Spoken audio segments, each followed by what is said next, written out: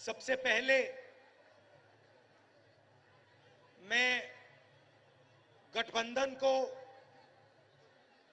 सोरेन जी को, हमारे सब एमएलएस को बधाई देना चाहता हूं कि आपने बीजेपी और आरएसएस की जो साजिश थी उसको रोका और यहां गरीबों की सरकार को मेंटेन किया, उसकी रक्षा की।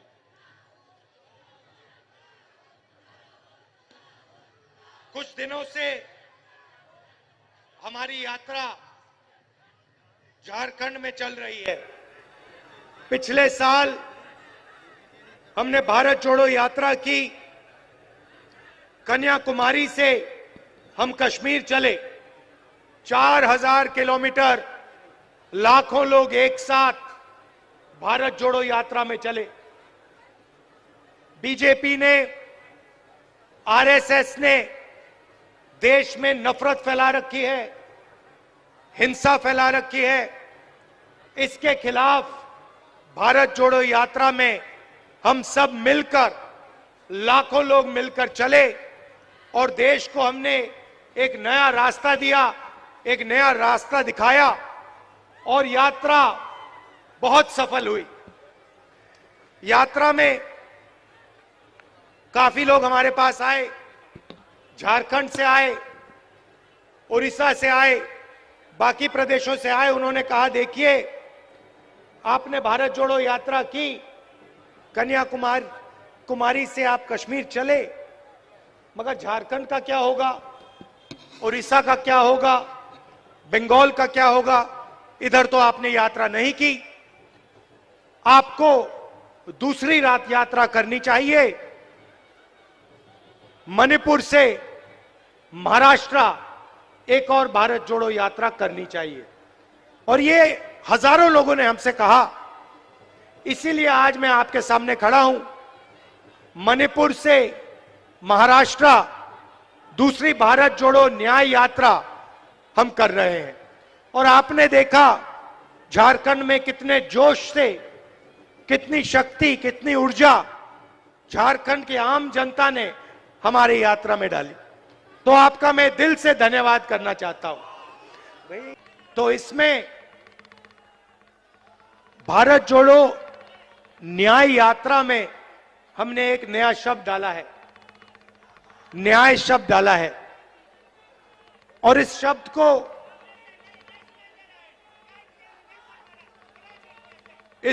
को देश में आज बहुत अच्छी तरह समझा जा रहा है। ये जो एचईसी के पोस्टर लिए हैं, आप अन्याय शब्द को बहुत अच्छी तरह समझते हो, क्योंकि आपके खिलाफ अन्याय किया जा रहा है। किया जा रहा है, नहीं किया जा रहा है? जोर से बोलो, दिल्ली तक सुनाई देना चाहिए। देखिए, पब्लिक सेक्टर एंटरप्राइज है, इसका आस्ते आस्ते नरेंद्र मोदी जी और उनकी सरकार इसका आस्ते आस्ते आस्ते आस्ते गला घोट रहे हैं। सही? बताइए, एचईसी का गला क्यों घोटा जा रहा है? क्योंकि सरकार और बीजेपी चाहती है कि एचईसी काम ना करे और आने वाले कल एचईसी फैक्ट्री का नाम बदलकर अदानी नाम का नेम प्लेट इसके ऊपर लगा दिया जाए। इसको प्राइवेटाइज कर दिया जाए। और भाई और बहनों, आज एचईसी के लोग आए हैं, मगर जहां भी मैं जाता हूं वहां पे ऐसे किसी ना किसी पब्लिक सेक्टर यूनिट के लोग बैनर लिए, पोस्टर लिए, झंडा लिए खड़े दिखते हैं। बीएचईएल, एचएएल, एचईसी, क्योंकि मोदी सरकार सारे के सारे पब्लिक सेक्टर यूनिट्स को आस्ते आस्ते आस्ते मारकर एक ही नेम प्लेट लगाना चाहती है भाइयों बहनों।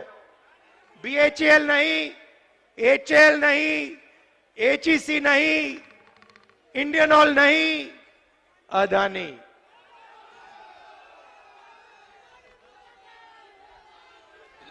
और यहां जो काम करते हैं, जिन्होंने सालों के लिए अपना खून, अपना पसीना दिया है, उन सबको ये बेरोजगार बनाना चाहते हैं। और मैं इस स्टेज से आपको बता दूंगा, और ये याद रखिए एचईसी वाले लोग, कांग्रेस पार्टी ये नहीं होने देगी।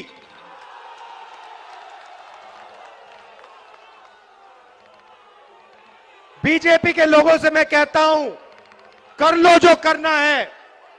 अदानी का नाम एचईसी पे नहीं लगेगा, हम नहीं लगने देंगे।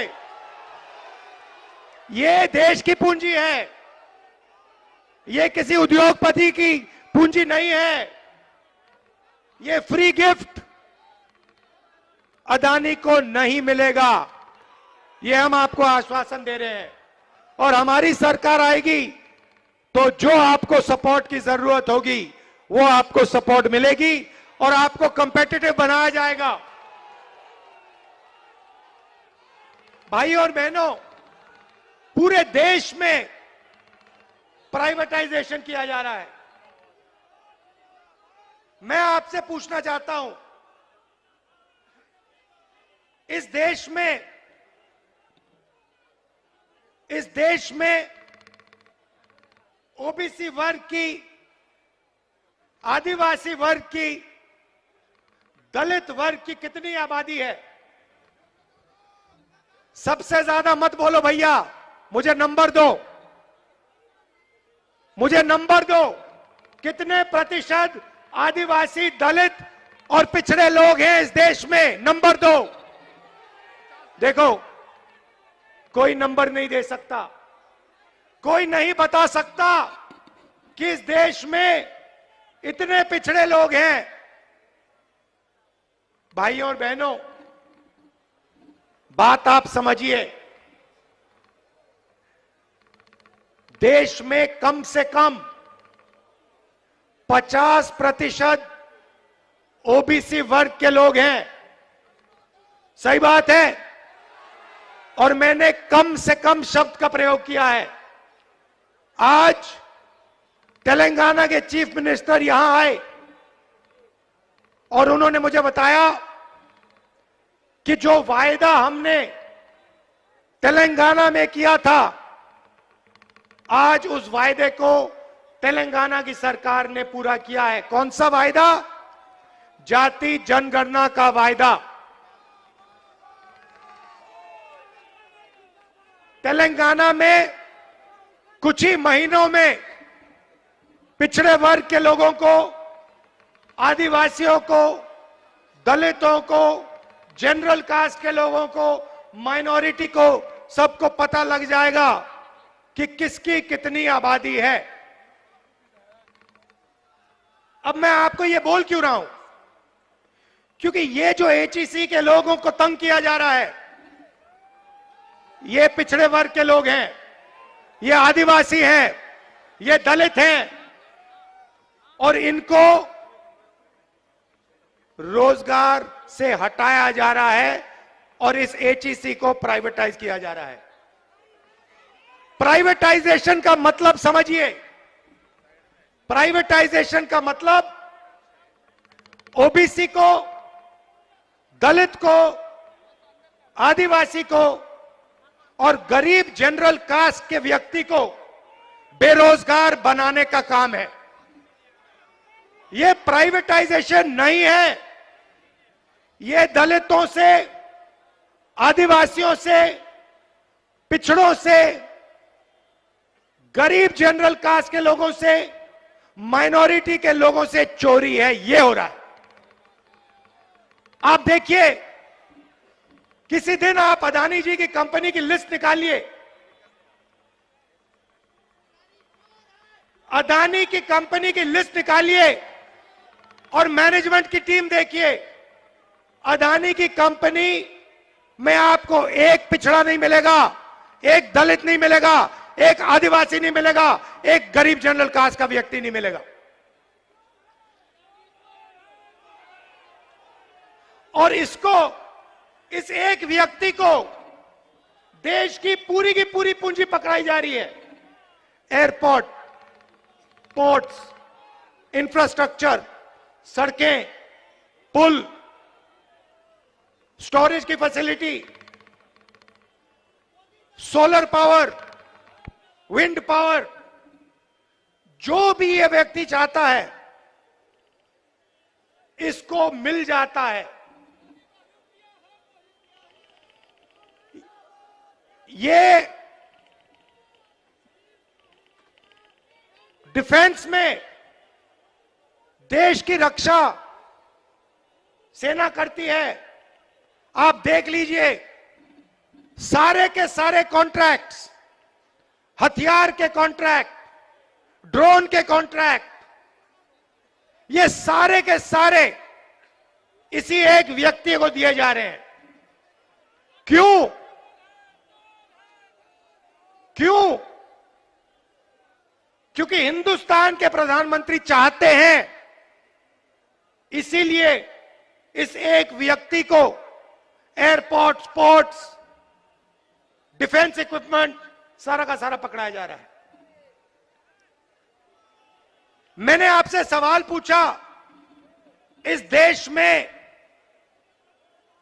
पिछड़े लोग कितने हैं, आदिवासी कितने हैं, दलित कितने हैं? इसके पीछे सोच है। भाइयों और बहनों, आप किसी प्राइवेट कंपनी में जाइए, किसी भी प्राइवेट कंपनी में जाइए और वहां पूछिए यहां पे पिछड़े लोग कितने हैं, दलित कितने हैं, आदिवासी कितने हैं, आपको एक नहीं मिलने वाला। फिर आप जाइए हिंदुस्तान की सरकार में, जाइए 90 लोग हिंदुस्तान की सरकार को चलाते हैं, आईएएस ऑफिसर हैं, पूरे के पूरे बजट को ये कंट्रोल करते हैं। हिंदुस्तान की सरकार 10 रुपए खर्च करती है तो रुपए कहां खर्च होंगे ये 90 लोग निर्णय लेते हैं।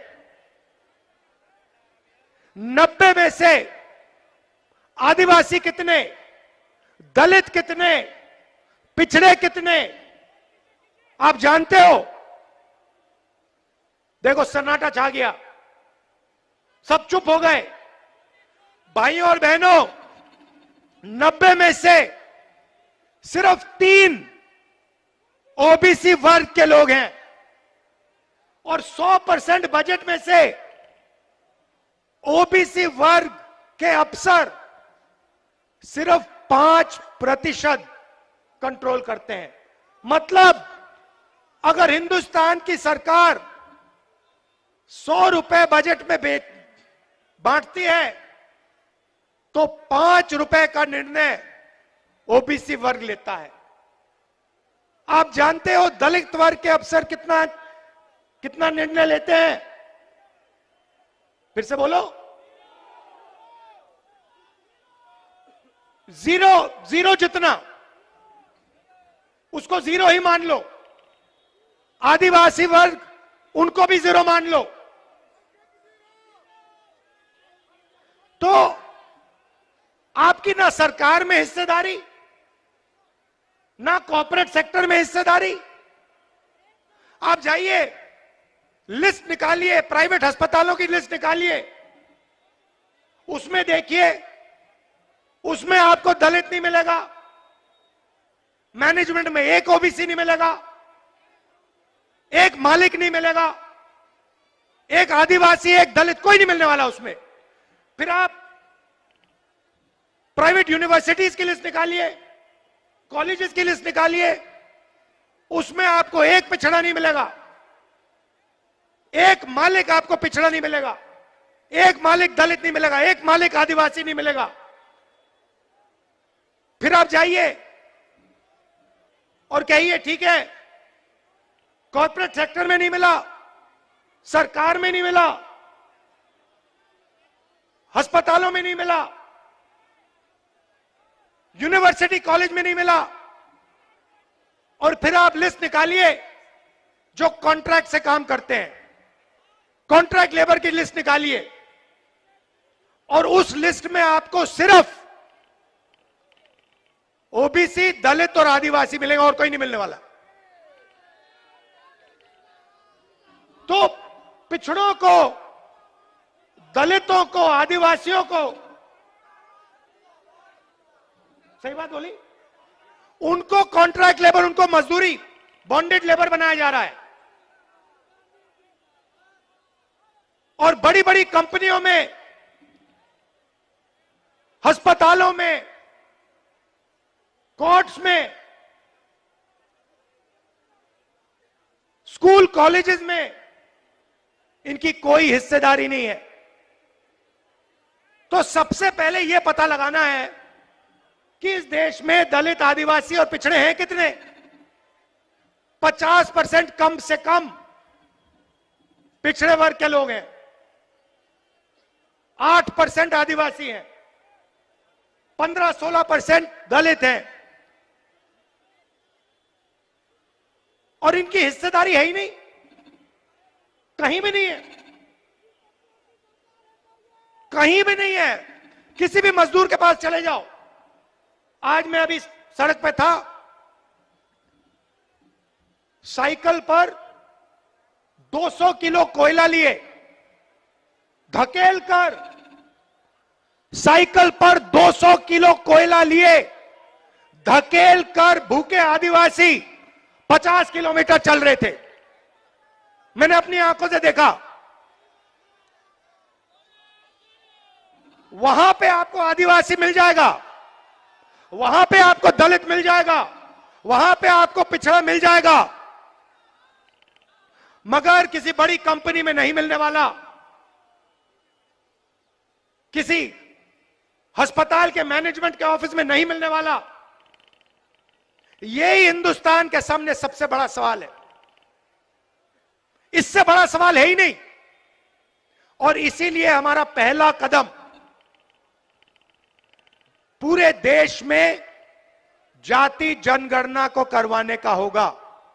और हम पता लगाएंगे इस देश में दलित कितने, आदिवासी कितने, पिछड़े कितने।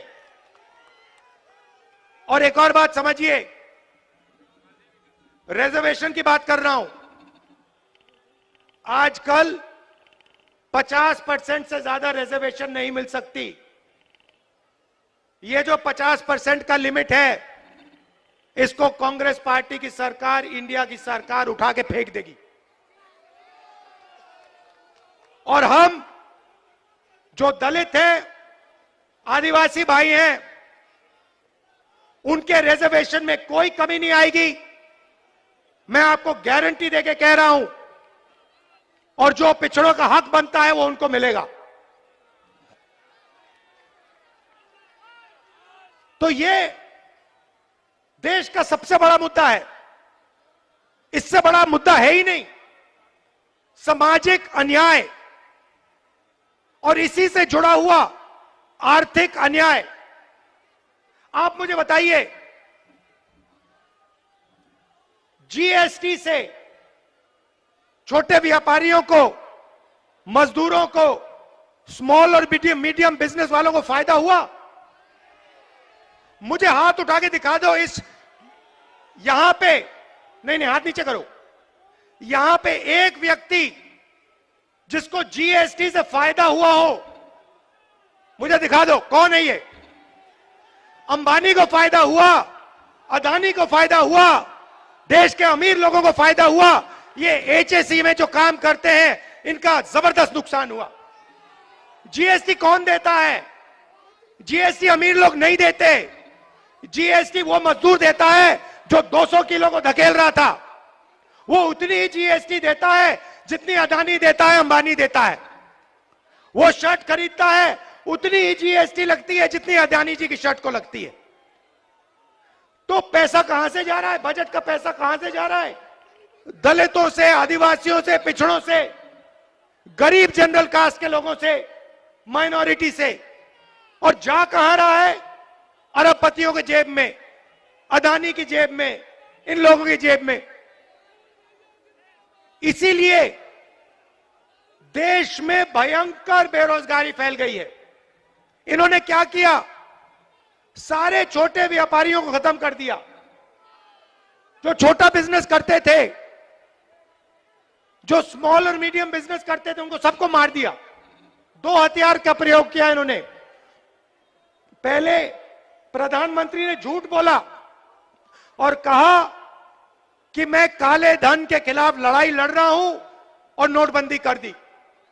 नोटबंदी ने हिंदुस्तान के सब छोटे बिजनेस वालों को खत्म कर दिया, उड़ा दिया। यह अदानी जी के लिए काम किया। उसके बाद जीएसटी लागू कर दी। नतीजा हुआ कि आज हिंदुस्तान का युवा रोजगार पा ही नहीं सकता।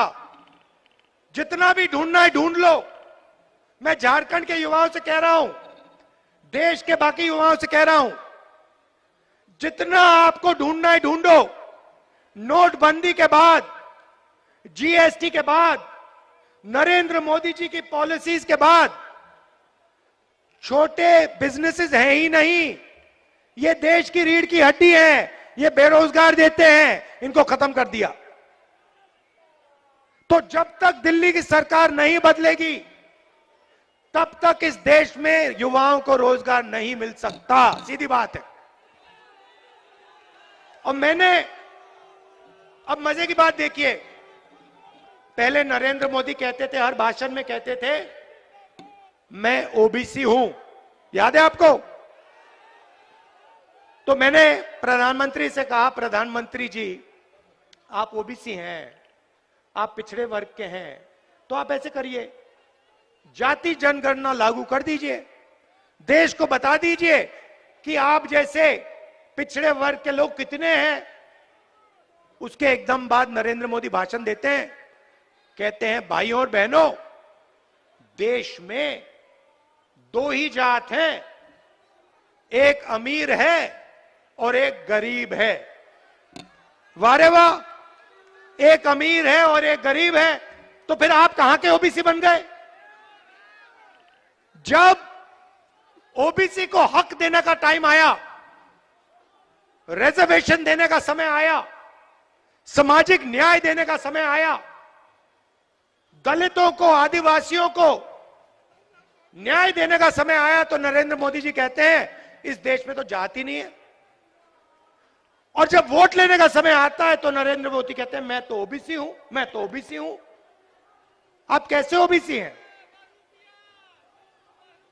तो देश में सामाजिक न्याय, अन्याय, आर्थिक अन्याय, महिलाओं के खिलाफ अन्याय, किसानों के खिलाफ अन्याय, मजदूरों के खिलाफ अन्याय, ये 5 बड़े बड़े अन्याय हो रहे हैं। और ये हर रोज कहीं ना कहीं आपको दिखेंगे। ये सरकार को, मोदी जी को नहीं दिखते, उनके मंत्रियों को नहीं दिखते, मगर बाकी हिंदुस्तान को हर रोज ये दिखते हैं। और इन अन्याय के खिलाफ हमने न्याय यात्रा शुरू की है। ये हमारा लक्ष्य था। और इससे देश को हमने एक दूसरी विचारधारा दी है कि देखिए, नफरत से, हिंसा से कुछ नहीं होने वाला, कुछ नहीं होने वाला। बेरोजगारी फैलेगी, महंगाई बढ़ेगी, यही होने वाला है। और ये आपको पिछले 10 साल में दिखा है। जितनी नफरत बढ़ती है, जितनी हिंसा बढ़ती है, उतनी बेरोजगारी बढ़ती है, उतनी महंगाई बढ़ती है, उतना पैसा अदानी जी का बनता है। तो ये हो क्या रहा है? ये आपको लड़ाते हैं, एक दूसरे से लड़ाते हैं और आपसे कहते हैं, देखो, एक धर्म दूसरे धर्म से लड़ो, एक जात दूसरी जात से लड़ो, एक भाषा दूसरी भाषा से लड़ो। समाज में हिंसा फैलाते हैं और फिर आपकी जेब में से आपका पैसा उठा के अदानी जी की जेब में कर देते हैं। यही हो रहा है। और आखिरी बात आपसे कहना चाहता हूं, यहां पे आपकी सरकार को यह क्यों हटाए? क्योंकि ये इस बात को एक्सेप्ट नहीं कर सकते हैं कि झारखंड में आदिवासी चीफ मिनिस्टर है।